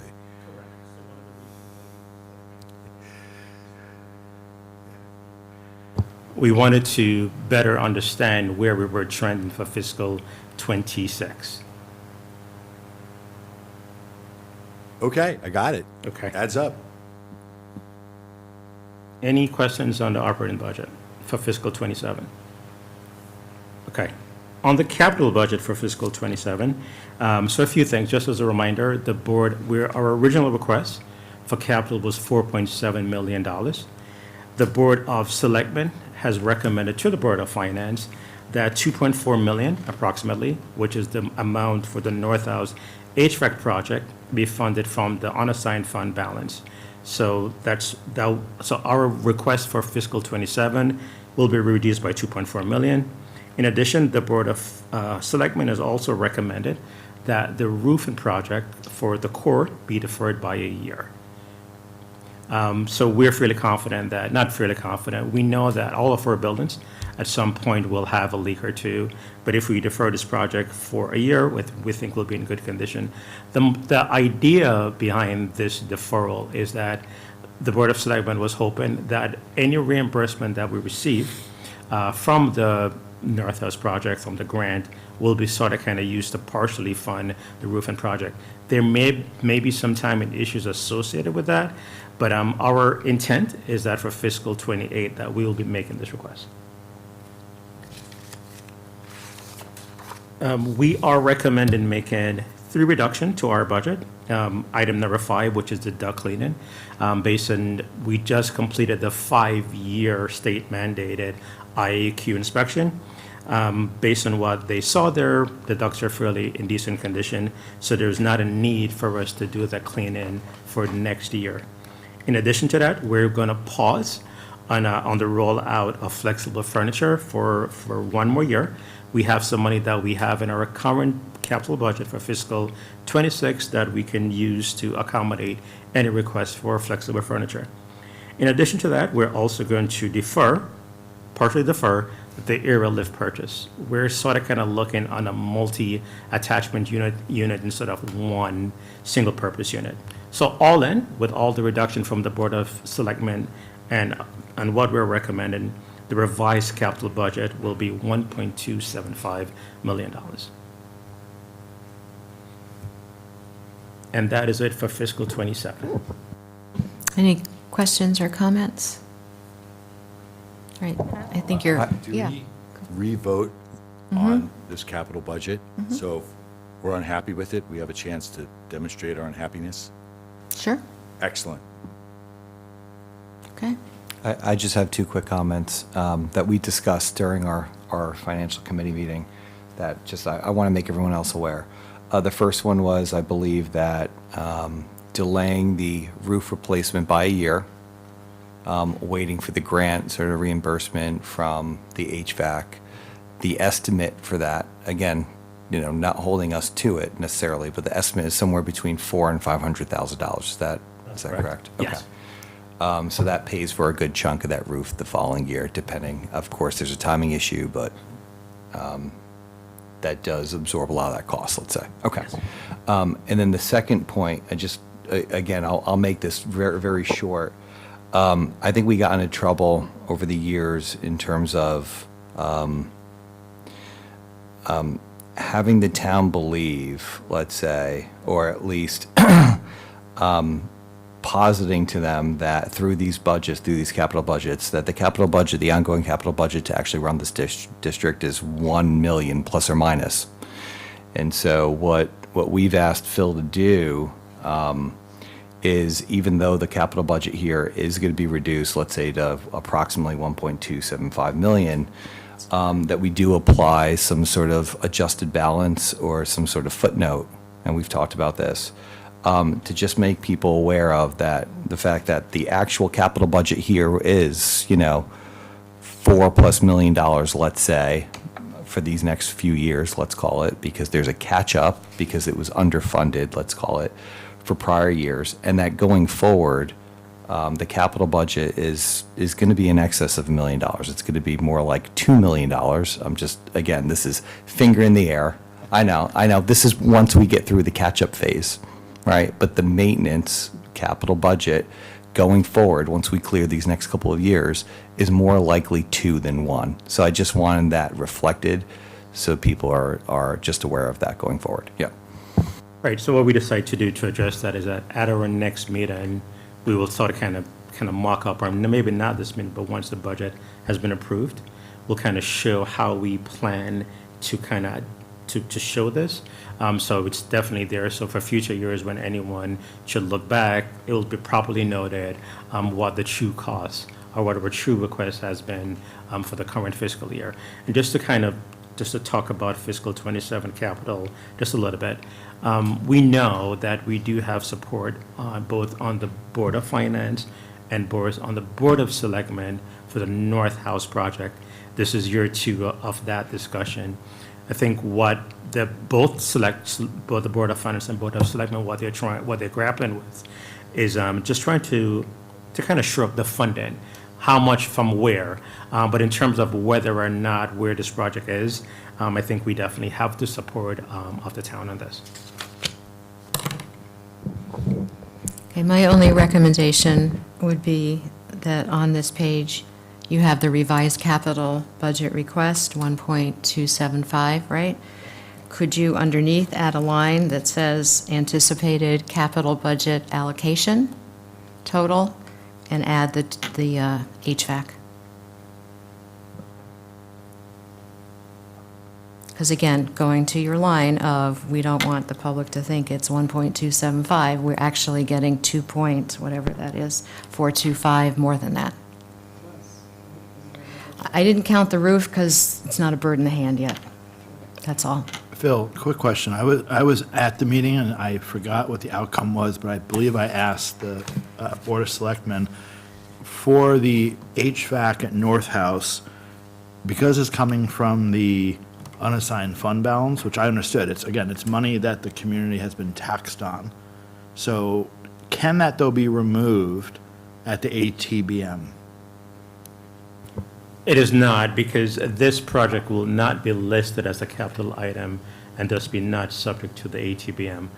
However, because the town at this point would have exceeded the 2% cap that they have, this will require a special town meeting. So the residents will definitely need to approve the project. So is there a risk, because I think it was last summer, we sort of struggled with, we've got to get this done. So by taking it out of our capital, do we run the risk that the town votes it down and now we've lost another year? Yeah, the risk is not different whether it's at the ATBM or at the special town meeting. Oh, because Because it's our at cap- it's our the ATBM, residents can vote to remove it, and if approved, it's removed. At the same time, the resident can also vote to not fund additional appropriation. Okay, so the risk remains the same? Correct. Thanks. Thank you for your analysis. You know, I only will resort to a little bit of hyperbole, only because it made me laugh earlier tonight when I heard that we're going to delay even more capital projects like a roof, and you can laugh along with me or not. Then my question was, are we going to have a capital line item for like hard hats and buckets, right? Because it's the same old thing we've done for 10 years. And I forewarned a year ago, unless you get your money in hand for HVAC, you won't turn on a switch of a mini split for 3 more years. And we're going down that same path. And the message to the town is, well, we say the schools are in bad shape. We need $30 million to fix them, but they're really not in bad shape. Although the Xenon plant just failed. God knows what's going to happen next. So I'm going to forewarn again. Here we go. It's going to be another decade and $30 million. And Michael is going to be like, we still haven't done $2 million. We ask for $5 million. We get $1 million. It's the same old thing. So be forewarned. In a year from now, let's all the house of cards is going to fall down. You're flirting with disaster here. You're playing with fire. I guess I am a little, but in a hyperbole mood tonight. But, you know, I'm just adamant. This is just a no for me. And it was a no for me last year, and I should have said no, because we just can't spine up and say these things have to happen for the benefit of kids and teachers and principals and superintendents and parents. And here we go again. It's just so irritating. I understand, Peter. So just to kind of add a little bit more clarity to this project, because yes, we have been speaking about this project now for quite some time. So we were on track to start the project this summer. We did get special appropriation, albeit that we went in the opposite direction from the Board of Finance and also from the Board of Selectmen, about $600,000. One of the reasons why we had to pause on this project is the grant funding. Our initial thought, prior to June of this year, the funding mechanism that was in place has changed. Similar to what Scott mentioned for the EPA, you were able to get grant funded after the fact.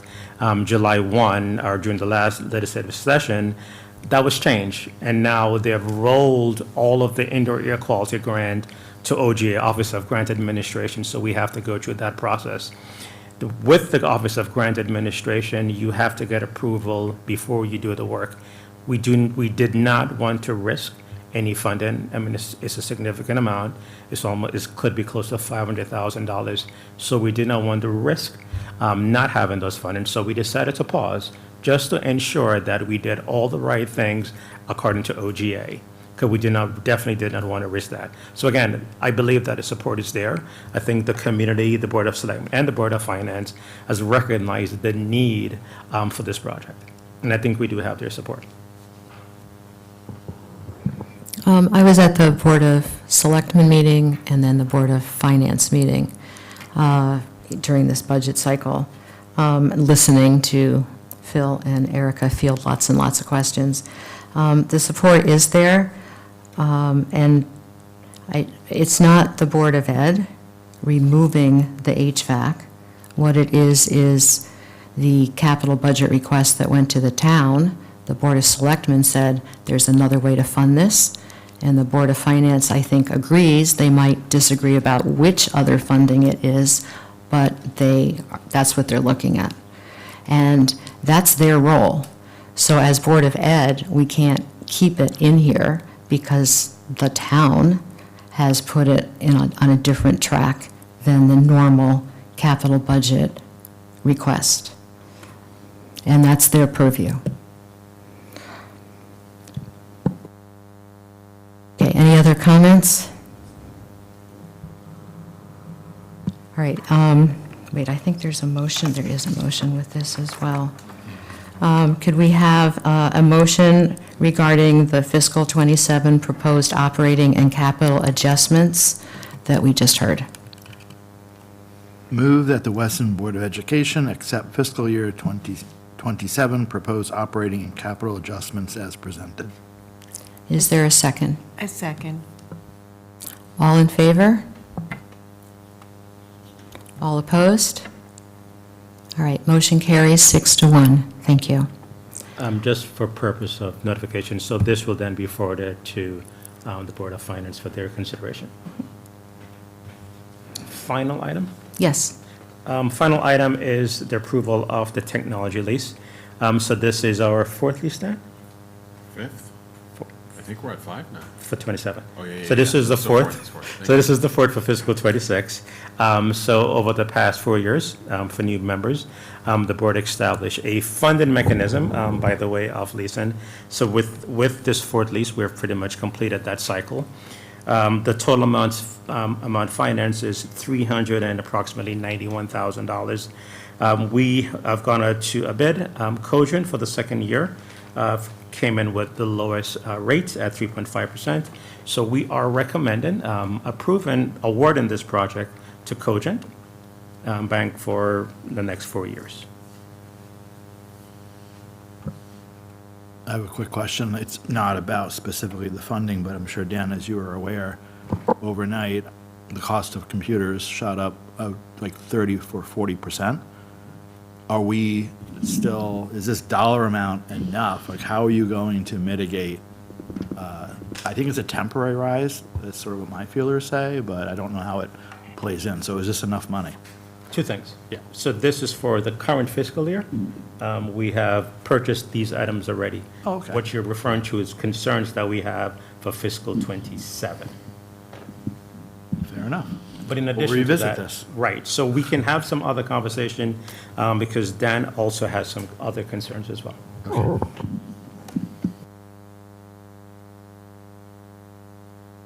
Any further discussion?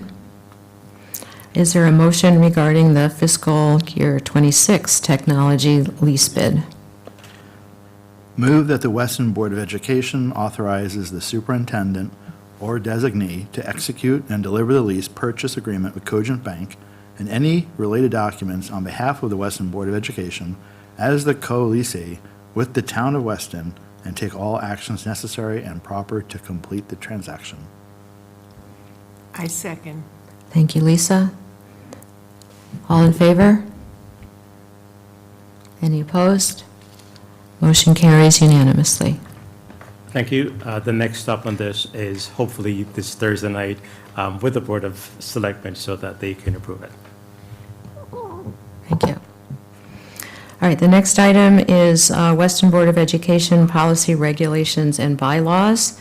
There are lots here on a first read basis. I'm going to ask Superintendent Forty and the Policy Committee to take us through or give us highlights.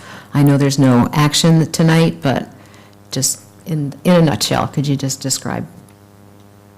Oh, that could take a while if you want us to go through it. No, I just meant like why they're here as first read, that's all. Like what So- section it is. Right, so the first portion is for no change, it's just basically we're saying we've reviewed them, and they are still necessary, and nothing needs to be changed. It's just that we have put eyes on them recently, and everything seems to be good. The second part is with the review and updates, it's a variety of things. That if you read through, there have been some updates and changes. There is one change that needs to come about here, and that is that policy 6142.1, which has to do with family life and sex education. We're going to move that one, and policy 6147, which has to do with curriculum exemptions. We're going to move those back. So we're going to bring them back for a first read next month because there are 2 changes that we needed to make on those policies that we didn't make before we put them in here. You're deleting them from this list for We're now? deleting them from this Okay. list. And just so you know, in case you already read them, when they, hopefully you all read them. I'm sure you spent hours doing this, as we did. But anyways, it comes back, policy 6147, the discussion was that it has to do with curriculum exemptions for parents.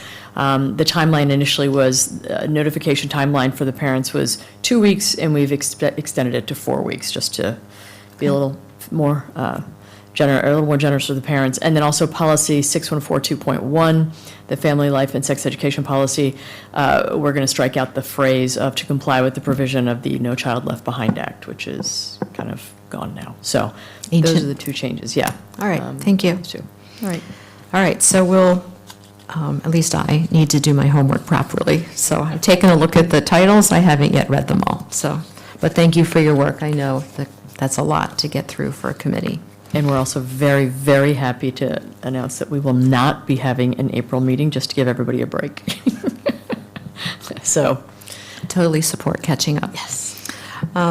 Okay, district updates. Superintendent. Yes. I just wanted to take a moment to recognize and thank the members of our Weston Board of Education in honor of Board of Education Recognition Month.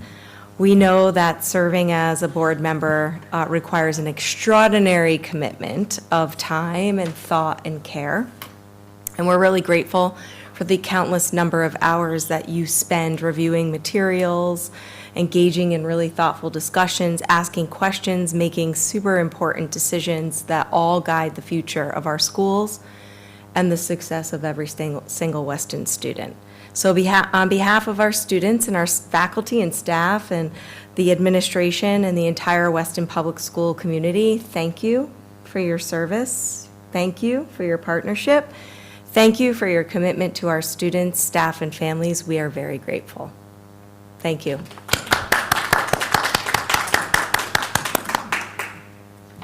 And thanks, everyone, for your partnership, and we appreciate those words. Thank you. Another update from pupil personnel. Good evening, everybody.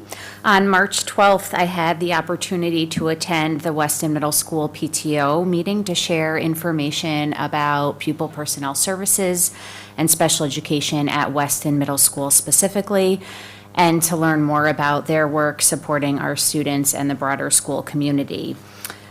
During the presentation, I reviewed roles and responsibilities of various staff members within PPS and special education and provided an overview of the special education referral process, including evaluation procedures and the development of recommendations for an IEP. The presentation also included strategies for families to support students who might be experiencing anxiety, as well as ways to help children build a growth mindset and resilience. The presentation materials are available on the PPS website.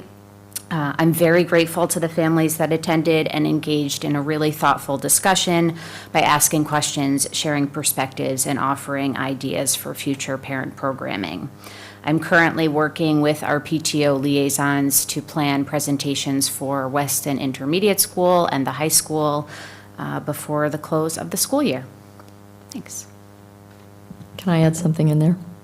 I had the pleasure of seeing Tracy give her presentation at the middle school PTO meeting, and I have to say, first of all, she did a fantastic job, so thank you, Tracy. Everyone was so impressed in the room, and I think one of the things that was really great about that meeting was that there were some parents who had children who take advantage of some of these services, and there were quite a few parents who don't have children who take advantage of these services, and it was very eye-opening for them. They had no idea how pupil services really worked and how the different supports worked. And Tracy, to her benefit, didn't bury anybody in the weeds, but she gave them enough of the information that they needed, and they were all like, why do we not all know this? How is it we can get this word out? So for those who are watching or will be watching in the future, I would encourage you to go to your school PTO meeting when Tracy is presenting, or go take a look at the materials that Tracy has posted on the People Services portion of our website, because it was really informative just to have an understanding as a parent what sort of services are available to children and what the process is to get those services for your child if you think that they're eligible, or even if you don't and you're just interested in how People Services work, because it's fascinating. I would encourage you to do it. So thank you, Tracy, for doing a great job. Good comments, thank you. All right, now we're into committee updates. Communications. We are hard at work getting the message out about our facilities. I'm so happy to have Sharon and Nicole on the committee with me, so stay tuned. I think we're doing a great job, if I may toot our own horn. You may. And I actually, while I was at the middle school PTO meeting, had a discussion there and answered some questions, and told everybody about the dates for the upcoming meetings, try to get the word out. With the PTO, we are talking about the high school PTO right now, and it looks as if their next meeting, I think, is April 21st. So I will keep you posted on whether or not we're going to be able to get on their agenda, and hopefully we'll be able to get a couple of board members in there to answer questions that they have and kind of keep them up to date on what the process is right now. Oh, so shout out, I'll be. Speak up. Two shout outs. So Deb and I will be at Speak Up this weekend with the League of Women Voters. I believe the time was changed to noon? No? 10:30? Fill in for me. Oh, no, I'm wrong. 10:30? Okay. 10:30. Oh, and Erica, I'm sorry, will be there as well. Okay, so this weekend, League of Women Voters for Speak Up. So anyone in the community, feel free, we encourage you to come. And then I think the following week, next week, I'll be at the Hess and WIS PTO. So yeah, we're really trying to get the message out. Curriculum Committee.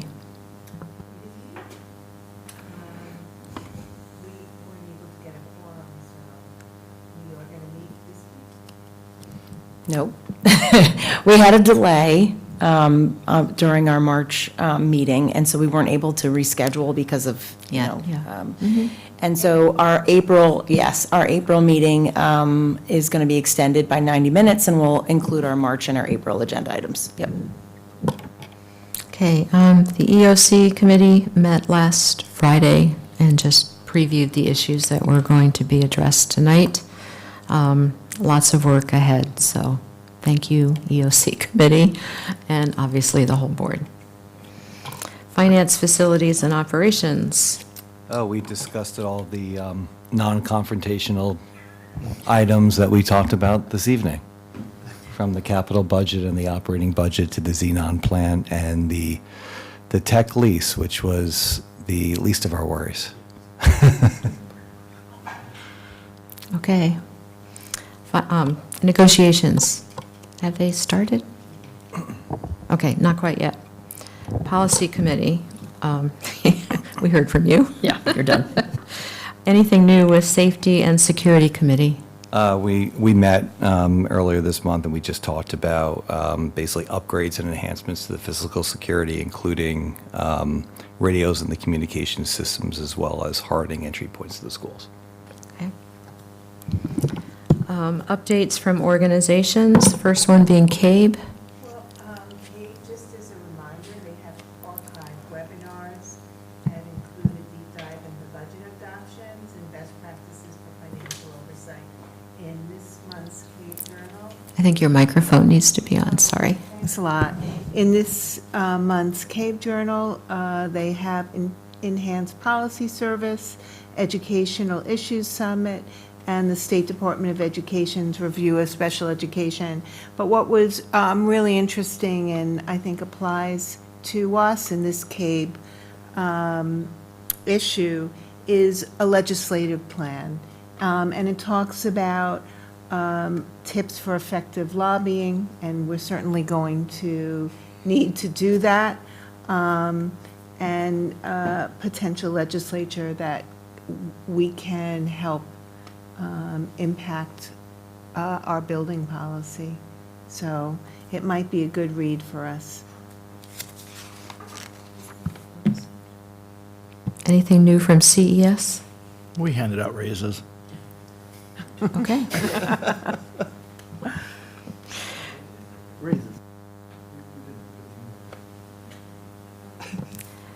Weston Education Foundation. We're meeting this Wednesday. Okay. All right, that brings us to our next scheduled meetings. We talked about the one next week, here at 7 PM in person. We'll start with public comment. If the communications committee or the principals, or we just need to and be sure that public knows that there'll be some comment time available, and we welcome them coming that evening. And then hopefully, well, we will need it, there'll be time for us to, as a board, continue our discussion from tonight, get greater clarity around perhaps the timeline and the options. And then, we need to bring our thoughts and start making our recommendation, because my goal is the March 30th meeting that we as a board will vote on our next steps. So one more week to discuss, think, hear people, ask technical questions of, anything that Collier's talked about, et cetera. And then we're going to have to make a decision of some sort by the end of the month. So let's continue working together. I know tonight was difficult, and there's a lot to digest, and it's all important stuff, and it's all hard decisions to make, difficult things to think about, because the price is so high.